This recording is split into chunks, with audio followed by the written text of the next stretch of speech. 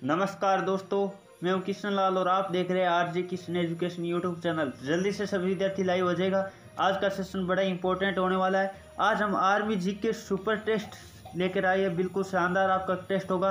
अंत में आपको कमेंट करके भी बताना आपके कितने क्वेश्चन राइट होते हैं, ताकि हम भी जान पाए आपकी स्कोर कैसा आ रहा है। चलिए दोस्तों, सभी विद्यार्थियों को जय हिंद, राम राम, जय श्री कृष्णा, राधे राधे, जय मां शारदे। क्लास के अंत तक बने रहेगा। क्लास आपको बड़ी शानदार लगने वाली है। चलिए दोस्तों, हम फर्स्ट क्वेश्चन की शुरुआत करते हैं बिना देरी किए हुए। बिल्कुल काफ़ी सारे विद्यार्थियों का मैसेज भी आ रहा है, कमेंट भी आ रहा है। मैं समझ पा रहा हूँ आप सभी भावनाओं को। थोड़ा सा मैं बता दूंगा क्लास के बीच में, ठीक है। जल्दी से सभी विद्यार्थी इसका जवाब देने की कोशिश करिएगा।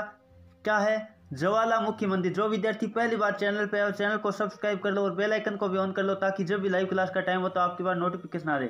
कल रविवार है, शायद तक कल आपका मॉक टेस्ट होगा, मेगा मॉक टेस्ट। तो कल भी लाइव आना मत भूलिएगा। हो सकता है कल थोड़ा कारणवश यदि मैं कोई काम जाने वाला हूं तो हो सकता है डिस्टर्ब भी हो जाए, तो उसके लिए भी थोड़ा सॉरी चाहूँगा। लेकिन ज़्यादातर हम कल करवाने की कोशिश करेंगे 11 बजे मेगा मॉक टेस्ट। ज्वालामुखी मंदिर कहाँ है? जल्दी से बताने की कोशिश करिएगा। ज्वालामुखी मंदिर कहाँ है?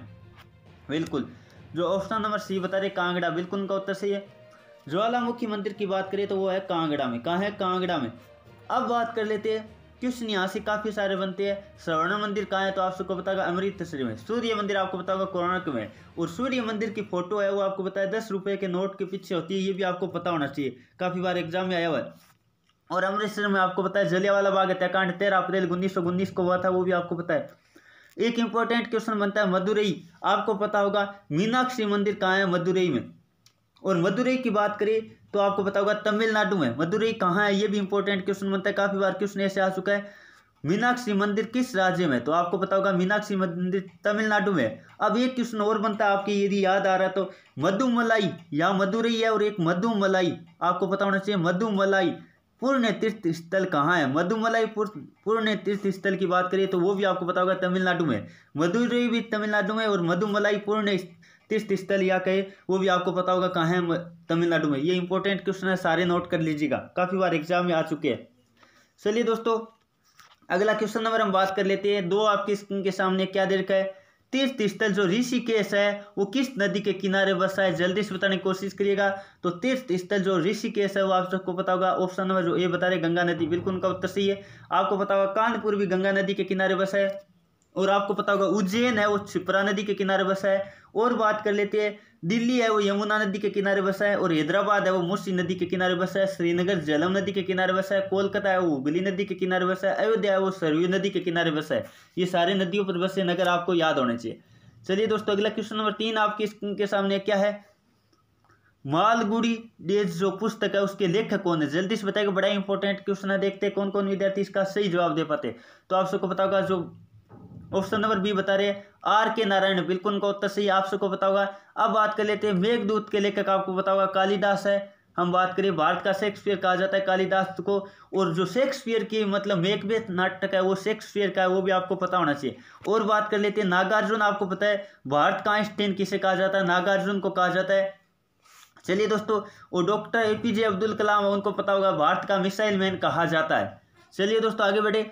अगला क्वेश्चन नंबर 4 आपकी स्क्रीन के सामने क्या दे रखा है? मोहम्मद गोरी कहाँ का शासक था? बड़ा इंपॉर्टेंट क्वेश्चन है, काफी बार आ चुका है। तो मोहम्मद गोरी की बात करें तो वो था अफगानिस्तान का शासक। जो ऑप्शन नंबर ए बता रहे, बिल्कुल का उत्तर सही है। यहाँ से ऐसे काफी सारे क्वेश्चन आ चुके हैं। वो कहाँ का शासक था? आपको पता होगा टीपू सुल्तान के बारे में भी क्वेश्चन आ चुका है। टीपू सुल्तान कहाँ का शासक था? तो आपको पता होना चाहिए। टीपू सुल्तान की बात करें, जल्दी से बताएगा। आपको पता होगा मैसूर का शासक था। और इसके पिता कौन थे टीपू सुल्तान के? आपको पता होगा हैदर अली थे। इसके पिता कौन थे? हैदर अली थे। तो वो भी आपको पता होगा, काफी बार एग्जाम में आ चुका है। हैदर अली कहाँ का शासक था? तो वो भी मैसूर का और ये भी मैसूर का। तो ये दोनों क्वेश्चन इंपॉर्टेंट आर्मी एग्जाम में काफी बार आ चुके हैं। टीपू सुल्तान कहाँ का शासक था? आपको करना है मैसूर। हैदर अली भी कहे तब भी मैसूर। आपको पता होगा हैदर अली का हम बात करें पुत्र था टीपू सुल्तान। तो ऐसे भी क्वेश्चन आ सकता है, इसका पिता या पुत्र कौन था, इस तरह से क्वेश्चन, तो आप याद रखिएगा। चलिए दोस्तों आगे बढ़े, अगले क्वेश्चन की तरफ बढ़ते हैं। अगला क्वेश्चन नंबर 5 आपके स्क्रीन के सामने क्या है? रानी लक्ष्मीबाई का वास्तविक नाम क्या था? जल्दी से बताने की कोशिश करिएगा, देखते हैं कौन कौन विद्यार्थी इसका सही जवाब दे पाते। तो आप सबको पता होगा रानी लक्ष्मीबाई का यानी वास्तविक नाम की बात करें तो वो था मणिकर्णिका। क्या था? आप लिख देता हूं मैं आपके सामने, मणिकर्णिका। यह आपको पता होगा उसका वास्तविक नाम था। नाम लिख देता हूं थोड़ा सा आपके लिए, कर्णिका। लेकिन इसको हम बात करें, ये नाम थोड़ा बड़ा होने के कारण इसको क्या कहते थे? मन्नूबाई कहते थे। जो ऑप्शन नंबर डी बता रहे बिल्कुल उनका उत्तर सही है। और काफी बार क्वेश्चन ऐसे आ चुका है, झांसी की रानी किसे कहा जाता है? तो आप सबको पता होगा लक्ष्मीबाई को झांसी की रानी के नाम से भी जाना जाता है। अब बात कर लेते, जो भागीरथी सप्रे थे वो आपको पता है उसकी माता थी। रानी जो लक्ष्मीबाई थी उसकी माता का नाम था, और जीजाबाई आपको पता होगा शिवाजी की माता का नाम था। आप सबको पता होगा शिवाजी का जन्म शिवनेर दुर्ग में हुआ था, वो भी आपको पता होना चाहिए। पुतलीबाई की बात करें तो महात्मा गांधी की माता का नाम पुतलीबाई था। कि काफी बार क्वेश्चन ऐसे आ चुका है, महात्मा गांधी की माता का नाम क्या था? तो आपको याद रखना पुतलीबाई। और शिवाजी की माता का नाम जीजाबाई था, और शिवाजी का जन्म काफी बार आ चुका है, शिवनेर दुर्ग में हुआ था। चलिए दोस्तों आगे बढ़े, अगला क्वेश्चन और बात कर लेते हैं। आपके स्क्रीन के सामने क्वेश्चन क्या दे रखा है? प्रथम महिला एयर मार्शल कौन बनी थी? ये क्वेश्चन आर्मी एग्जाम में बहुत बार रिपीट हो चुका है, तो आप सबको पता होगा। प्रथम महिला एयर मार्शल की बात करें, जो ऑप्शन नंबर क्या बता रहे, बी बता रहे पद्मा बंदोपाध्याय, बिल्कुल उनका उत्तर सही है। प्रथम महिला अंतरिक्ष यात्री की बात करें तो वो थी कल्पना चावला। और रीता फारिया की बात करें तो वो प्रथम मिस वर्ल्ड बनने वाली महिला थी। मिस वर्ल्ड बनने वाली महिला की बात करें तो आपको याद रखना रीता फारिया थी। आगे बात कर लेते हैं, यानी प्रथम विश्व सुंदरी बनने वाली रीता फारिया थी, आपको पता होगा। अब इंदिरा गांधी की बात करें तो प्रथम महिला प्रधानमंत्री की बात करें तो वो थी इंदिरा गांधी। चलिए दोस्तों अगला क्वेश्चन नंबर 7 आपके स्क्रीन के सामने क्या दे रखा है? अक्षय कुमार का संबंध किससे? ये तो आप सभी जानते ही होंगे, अक्षय कुमार एक अभिनेता है। जो ऑप्शन नंबर क्या बता रहे, सी बता रहे, बिल्कुल का उत्तर सही। ऐसा क्वेश्चन काफी बार आ जाता है, जैसे विराट कोहली का संबंध किससे, ऐसे आसान आसान क्वेश्चन भी आ चुके हैं। कपिल देव का संबंध किससे, आप सबको पता होगा। जब प्रथम विश्व कप जीता था उस समय भारत के कप्तान कौन थे, आपको पता होना चाहिए, कपिल देव थे। ये क्वेश्चन काफी बार आ चुका है। चलिए दोस्तों अगला क्वेश्चन आपके स्क्रीन के सामने लेते हैं, क्या दे रखा? 8 आपके स्क्रीन के सामने है। साउथ अफ्रीका की मुद्रा क्या है? जल्दी से बताने की कोशिश करेगा। जो ऑप्शन नंबर सी बता रहे रैंड, बिल्कुल उनका उत्तर सही है। साउथ अफ्रीका की मुद्रा की बात करें तो वह क्या है? रैंड है। अब बात कर लेते हैं, आपको पता होगा बांग्लादेश की यदि मुद्रा की बात करें तो बांग्लादेश की मुद्रा आपको पता होगा क्या है? टक्का है, और राजधानी ढाका है। डॉलर आपको पता होगा, हम बात करें अमेरिका की मुद्रा है, और राजधानी की बात करें तो वाशिंगटन डीसी है। ठीक है, और बात कर लेते हैं आगे, ये बता ही दिया रैंड आपको पता है। बात करें तो जो साउथ अफ्रीका है उसकी मुद्रा है, और इसकी राजधानी आप सबको पता होगा प्रीटोरिया है। हम बात करें साउथ अफ्रीका या कहीं दक्षिण अफ्रीका की राजधानी की बात करें तो वो क्या है? आपको याद रखना है प्रीटोरिया है। केप टाउन भी है, 2 राजधानी, ये याद रखना है। ठीक है, अब बात कर लेते हैं येन। आपको पता है जापान की मुद्रा येन है, और जापान की राजधानी की बात करें तो टोक्यो है। काफी बार एग्जाम में आ चुका है। चलिए दोस्तों अगला क्वेश्चन नंबर 9 आपकी स्क्रीन के सामने क्या दे रखा है? वायुसेना दिवस कब मनाया जाता है? दिवस आपको पता है काफी बार एग्जाम में आ जाता है। जो ऑप्शन नंबर भी बता रहे 8 अक्टूबर। वायुसेना दिवस की बात करें तो 8 अक्टूबर करना है आपको। ठीक है, और बात कर लेते हैं नौसेना दिवस की बात करें तो 4 दिसंबर करना है। और हम बात करें थल सेना दिवस की बात करें तो 15 जनवरी करना है। याद रखिएगा 15 जनवरी। ये क्वेश्चन आपको पता है 19 जनवरी वाले एग्जाम में आया था कि थल सेना दिवस कब मनाया जाता है, तो आपको याद रखना है 15 जनवरी को मनाया जाता है। और बात कर लेते हैं 8 मार्च को अंतर्राष्ट्रीय महिला दिवस मनाया जाता है, ये भी याद रखिएगा। चलिए दोस्तों अगला क्वेश्चन नंबर 10 आपकी स्क्रीन के सामने है। उत्तर प्रदेश के वर्तमान मुख्यमंत्री कौन है? तो आप सबको पता होगा, जो ऑप्शन नंबर ये बता रहे बिल्कुल का उत्तर सही है, योगी आदित्यनाथ। आपको पता होगा। हम बात करें यूपी के वर्तमान क्या है? मुख्यमंत्री है। अब बात कर लेते हैं राजधानी आपको पता होगा उत्तर प्रदेश की लखनऊ है। और बात कर लेते हैं शिवराज सिंह चौहान की बात करें तो आप सबको पता होगा वर्तमान में एमपी यानी मध्य प्रदेश की क्या है? आपको पता होगा मुख्यमंत्री है। अब बात कर लेते हैं विजय रूपाणी की बात करें तो वो आप सबको पता होगा गुजरात के मुख्यमंत्री है। और अशोक गहलोत की बात करें तो वो राजस्थान के मुख्यमंत्री है। चलिए दोस्तों अगला क्वेश्चन नंबर 11 आपके स्क्रीन के सामने दे रखा है, क्या है? विश्व भारती महाविद्यालय की स्थापना किसने की? विश्व भारती महाविद्यालय की स्थापना आप सबको पता होगा। ऑप्शन नंबर जो सी बता रहे रविंद्रनाथ टैगोर, बिल्कुल उनका उत्तर सही है। और बात कर लेते हैं, यहाँ से काफी सारे क्वेश्चन बनते हैं। आर्य समाज की स्थापना स्वामी दयानंद सरस्वती ने की थी। वेदों की और लौटो नारा भी दयानंद सरस्वती ने दिया था, आपको पता होगा। ब्रह्म समाज की स्थापना राजा राममोहन राय ने की थी। चलिए दोस्तों आगे बढ़े, अगला क्वेश्चन और बात कर लेते हैं। 12 आपके स्क्रीन के सामने क्या दे रखा है? भारतीय संविधान के अनुसार हमारे देश का प्रथम नागरिक कौन होता है? तो भारतीय संविधान के अनुसार हमारे देश का प्रथम नागरिक होता है ऑप्शन नंबर जो बी बता रहे राष्ट्रपति, बिल्कुल उनको उत्तर सही है। तीनों सेनाओं का सर्वोच्च कमांडर की बात करें तब भी आपको पता है राष्ट्रपति करना है। चलिए दोस्तों अगला क्वेश्चन और बात कर लेते हैं। 13 आपके स्क्रीन के सामने बड़ा इंपॉर्टेंट क्वेश्चन है। गौतम बुद्ध को ज्ञान की प्राप्ति किस वृक्ष के नीचे हुई? तो आप सबको पता होगा पीपल वृक्ष के नीचे हुई। आपको पता होगा जो ऑप्शन नंबर क्या बता रहे, सी बता रहे, बिल्कुल का उत्तर सही है। चलिए दोस्तों अगला क्वेश्चन नंबर 14 आपके स्क्रीन के सामने। भारत के राष्ट्रीय ध्वज का डिजाइन या कहे विकल्पना किसने तैयार की थी? ये क्वेश्चन ऐसे आए तब आपको करना किसने किया था? जो ऑप्शन नंबर डी बता रहे पिंगली वेंकैया, बिल्कुल उनका उत्तर सही है। और आपको ऐसे कहना जैसे मतलब भारत के राष्ट्रीय ध्वज का सर्वप्रथम किसने लहराया? तो आपको मैडम काजी कामाई, आपको याद रखना। दोनों क्वेश्चन इंपॉर्टेंट बनते हैं। और बात कर लेते हैं यहाँ से और भी क्वेश्चन बनते हैं, वो नोट कर लीजिएगा जल्दी जल्दी सभी विद्यार्थी। यदि लंबाई और चौड़ाई का अनुपात बात करें भारतीय जो तिरंगा झंडा है उसकी, तो 3:2 में होती है। और बीच में आपको पता है अशोक चक्र होता है, उसमें 24 तीलियां होती है जो कि सारनाथ के अशोक स्तंभ से लिया गया, आपको पता होना चाहिए। चलिए दोस्तों अगला क्वेश्चन नंबर बात कर लेते हैं। 15 आपके स्क्रीन के सामने बड़ा इंपॉर्टेंट क्वेश्चन है। क्या है? काला कानून किस एक्ट को कहा जाता है? बिल्कुल शानदार क्वेश्चन है, जल्दी से जवाब देने की कोशिश करिएगा। काला कानून आप सबको पता होगा रोल्ट एक्ट को कहा जाता है। रोल्ट एक्ट को आपको पता है काला कानून कहा गया था। जो ऑप्शन नंबर बी बता रहे बिल्कुल उनका उत्तर सही है। संपत्ति का अधिकार आपको पता है अभी मतलब समाप्त कर दिया गया, उसे कानूनी अधिकार बना दिया गया, मौलिक अधिकार से हटाकर, आपको पता होना चाहिए। वर्तमान में हम बात करें मूल भारतीय संविधान में अधिकार की बात करें तो आपको पता होना चाहिए कितने हैं, 6 है। पहले 7 थे लेकिन संपत्ति के अधिकार को अभी कानूनी अधिकार आपको बना दिया गया, आपको पता होना चाहिए। चलिए दोस्तों ये थी क्लास आपके 15 में से कितने क्वेश्चन राइट हुए जल्दी से सभी विद्यार्थी कमेंट करके बताएगा। और काफ़ी सारे विद्यार्थी कल मैंने आपको पता है एक शानदार स्कीम के तहत आपका रजिस्ट्रेशन या एडमिशन शुरू किया था। लगभग 177 या 173 बच्चों ने एडमिशन करवा चुके थे कल, मतलब लगभग 5 बजे तक की मैं बात कर रहा हूँ।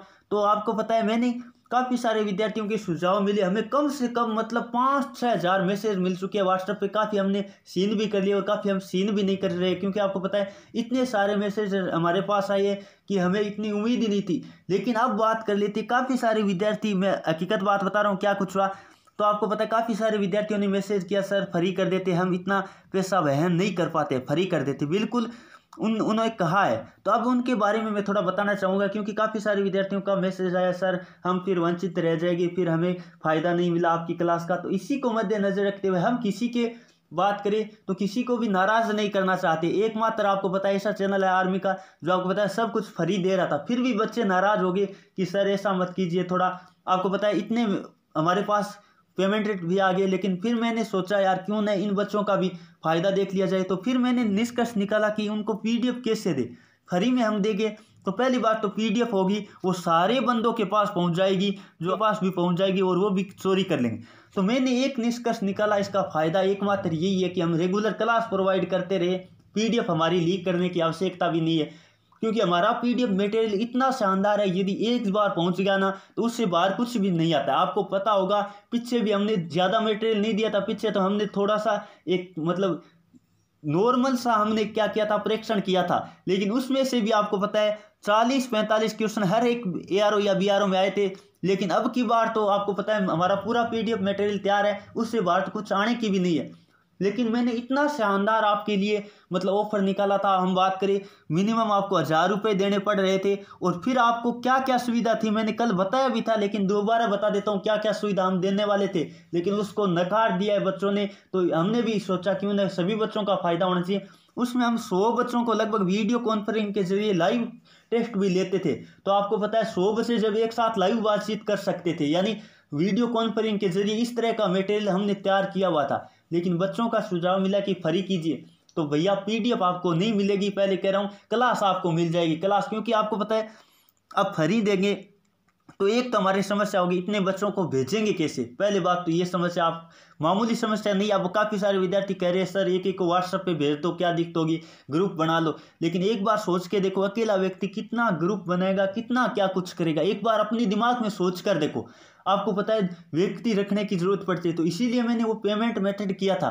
लेकिन बच्चों को मतलब काफ़ी सारों ने कर भी दिया, उनका हमने रिफंड कर दिया। फिर बात बताना चाहूँगा लगभग 4-5 बंदों का भी रिफंड करना बाकी है, क्योंकि आपको पता है उतना पेमेंट हुआ है तो उनको रिफंड भी हम जल्दी जल्दी करें क्योंकि बच्चों को कहीं परेशानी न हो। अब क्योंकि सभी के सुझाव हमें मिले हैं, लगभग 4-5 हज़ार मैसेज आ रखे। चलिए एक व्हाट्सअप पर स्क्रीनशॉट में दिखा देता हूँ कितने मैसेज आ रखे। शायद 4400-4500, बाकी कुछ हमने देख लिया और बाकी कई सीन नहीं कर पा रहे। काफ़ी सारे विद्यार्थी कमेंट या मैसेज ये करे, सर आपने मैसेज नहीं देखा, मैसेज नहीं देखा। अब सर अकेला नहीं देख पाएगा, आपको पता है सर ने जितनी मेहनत की है, कोई करके दिखा देना तो पहले वो बता देना। लेकिन मैं आपके साथ हूँ, कोई दिक्कत नहीं। आपने कहा है फ्री तो मैं फ्री पढ़ाऊँगा आपको, लेकिन आपका भी साथ देना अनिवार्य है, यह आप ध्यान रखिएगा। कहीं नहीं मिलेगा इतना मटेरियल, कहीं नहीं मिलेगा, सब अपनी अपनी रोटी सेकेंगे आपको। मैं फिर कह रहा हूँ ये बात, लेकिन आपका एकमात्र जो मैं हूँ, मैंने कह रखा है मेरी चीज़ जो भी है मैं फ्री देने की कोशिश करूँगा। और आपको पता है मैथ भी आपको यदि हो सकेगा, अभी 1 से हम शुरू कर देंगे बैच, मैथ का भी शुरू कर देंगे। मैं बोर्ड पे पढ़ाऊंगा आपको आराम से, तो टेंशन लेने की जरूरत नहीं है। लेकिन पीडीएफ नहीं मिलेगी, आप स्वयं अपना नोट्स बना लेना, क्योंकि आपको पता है पीडीएफ नहीं दे पाएंगे, क्योंकि उनको फिर मौका मिल जाएगा। जो अदर स्टडी चैनल, आपको पता चल गया होगा मैं किन के बारे में बात कर रहा हूँ, उनको पता होगा, उन्होंने काफ़ी सारा हमारा पीछे का भी मटेरियल चोरी कर रखा है। लेकिन यदि वो आगे आ जाते हैं तब तो हम उन पर कार्रवाई भी करते हैं, आपको पता होगा। लेकिन आपका भी कर्तव्य बनता है, कोई यदि हमारे मटेरियल चोरी करे, हूबहू एकदम लाइन टू लाइन क्वेश्चन दे रहे, तो आपका भी हमारे साथ कर्तव्य बनता है कि आप उनकी स्क्रीनशॉट भेजो, ताकि उन पर हम भी कुछ कह पाए उनको। तो ये बात भी आप ध्यान रखिएगा। लेकिन अब आपको सबको फ्री में पीडीएफ तो नहीं मिलेगी, लेकिन क्लास से आपको मिलती रहेगी पीडीएफ। मैंने मन बंद ही कर दिया। मैंने सोचा यार आप इतने बच्चों को ऐसा लगा कि वे पैसे कमा रहा, पैसे कमाता तो मैं ऐसे नहीं करता। एक बात फिर कह रहा हूँ, मैं आपके लिए कर रहा था, और मैं ये भी सुविधा देख रहा था कि हमारा मटेरियल भी लीक ना हो, इसलिए कर रहा था। लेकिन इतने पैसे के लालच में मैं नहीं हूँ कि हमारा मटेरियल इतने सस्ते में आपको हर कहीं मिल जाएगा, कहीं नहीं मिलेगा। मैं अब वो मटेरियल किसी को दूंगा भी नहीं, ये बात मैंने कह दी है। क्योंकि आपको पता है क्लास से आपको रेगुलर मिलती रहेगी, टेंशन बिल्कुल भी मत लीजिएगा। मैं यही चाहता हूँ। अब यूट्यूब पर कुछ तो ऐसे नीचे हरकत वाले टीचर आ रखे हैं, मैं उनके बारे में क्या कहूँगा। वो कमेंट कर रहे हैं हमारे चैनल पे आकर कि हमारे क्लास यहाँ देखिए, आपको वहाँ बेटर मिलेगी। कमेंट करें, उनको शर्म नहीं आती? यहाँ लिंक देने से क्या होगा? अपनी मेहनत कर रहे हो तो अपने बच्चों को बताइए। यहाँ आकर क्यों कमेंट कर रहे हो यारो? यदि आप सुन रहे हो तो थोड़ा ध्यान दीजिएगा। और कई ऐसे चैनल भी है, वो कह रहे हैं आप इंटरटेनमेंट देखना चाहते हो या जोक देखना चाहते हो तो यहाँ हमारे चैनल को सब्सक्राइब करो। यार क्यों कमेंट करे हो फालतू में? नीच हरकत वाले सभी यूट्यूब पर ही आ गया हो क्या? थोड़ा ध्यान दीजिएगा उन सभी पर भी, क्योंकि काफ़ी सारे इतने मैं नीच सोच कहूँगा उनको, क्योंकि दूसरे चैनल पे जाकर कमेंट करते हैं कि हमारी क्लास देखो, हमारी यहाँ क्या नाटक चल रहा है, यहाँ भी क्लास ही चल रही है और आपसे बेहतर चल रही है, ये कहना चाहूँगा। तो जिन्होंने कमेंट किया वो समझ गए होंगे किन्होंने किया था। और कई ऐसे कह रहे हैं मजाक देखने के लिए हमारे चैनल पे आई, यह मजाक नहीं, यहाँ क्लास से चल रही है। थोड़ा ध्यान दीजिएगा आप यदि कमेंट कर रहे हो तो, क्योंकि मुझे थोड़ा सा उन पर भी गुस्सा आ गया। चलिए दोस्तों, आज का सेशन आपको इंपॉर्टेंट लगा होगा। कल मिलेंगे सुबह 11 बजे, लाइव आना मत भूलिएगा। चलिए दोस्तों, आज की क्लास में इतना ही। Thank you for watching. जय हिंद, जय भारत।